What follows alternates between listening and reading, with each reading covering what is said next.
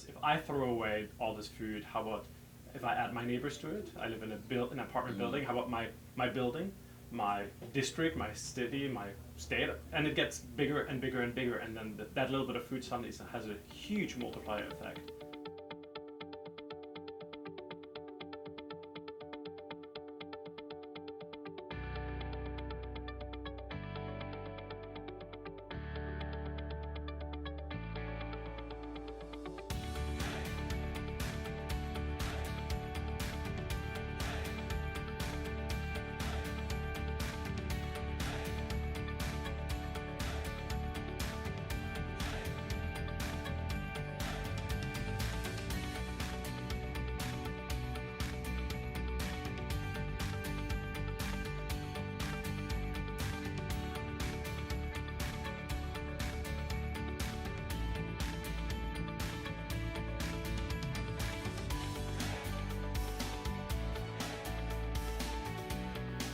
He's an award-winning filmmaker, and the subject matter is one that I'm just is so timely and I'm fascinated with. So I appreciate you taking the time to talk with me. Well, thank you for inviting me. It's great to be here. I actually work with an organization called the Pulitzer Center on Crisis Reporting, Okay. which is a Washington, D.C. based organization that supports filmmakers and journalists and also increasingly artists who use art as a form of communications. In we all share, doesn't matter where you are in the world.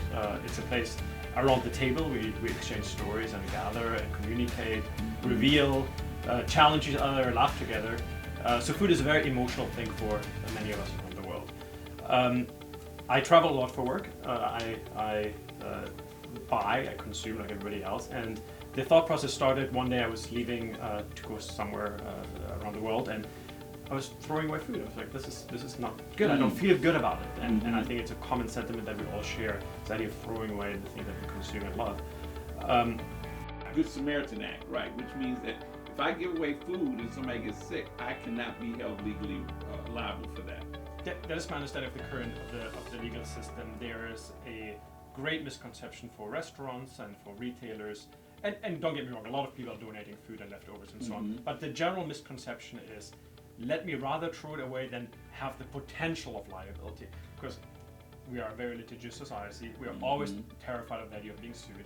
But as a whole, it is true that donating with a good intent for no commercial reasons makes you liability free under that Good Samaritan. What can a regular person like me do? It's actually quite simple. This is one of these issues where really everybody can do something, and we can actually address this problem. Changing as a consumer, change your behavior. Buy what you need. Maybe you take an extra.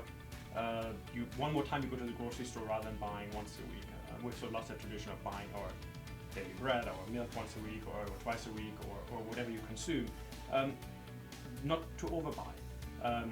Think about the morals and the ethics. And if all these reasons don't help, we would save about $2,500 a year per household on being smarter buyers.